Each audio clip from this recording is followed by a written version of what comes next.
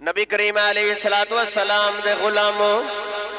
حضور آقا علیہ السلام دے سر دے اندر ابو جہل نے پتھر مارے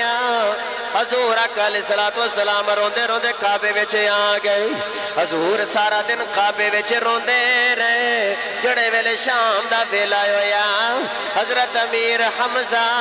نبی کریم علیہ السلام دے چاچا جان جڑے ویلے شکار کر کے گھر واپس آئے تے نکرانی نے سامنے کھانا رکھے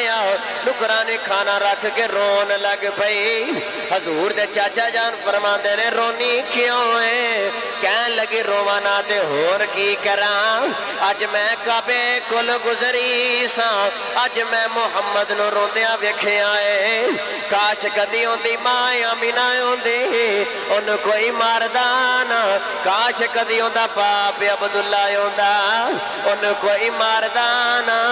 پر کی کرے ہوندی ماں بھی کوئی نہیں اج ہوندا باپ بھی کوئی نہیں اے ماواں والے ماواں دے کولے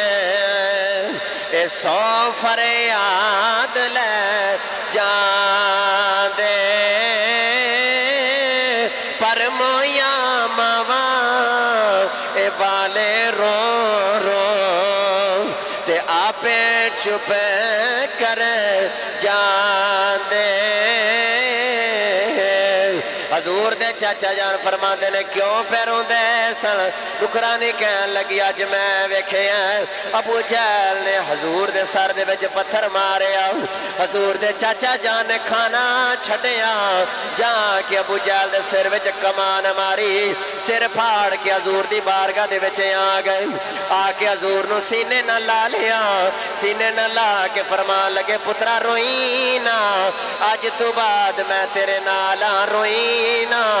نبی کریم علیہ السلام نے اپنے بازو چھڑا لے حضور نے فرمایا میرا کوئی چاچا نہیں میرا کوئی بابا نہیں کاش کدی میرا ماں آمینہ ہوندی مینوں کوئی ماردا نہ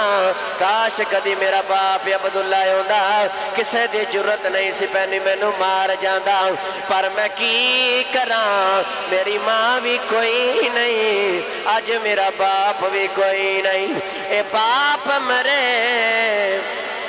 سر ننگا ہووے تے ویر مرن کنڈ خالی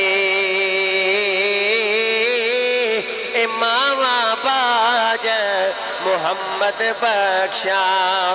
تے کون کرے رکھوالی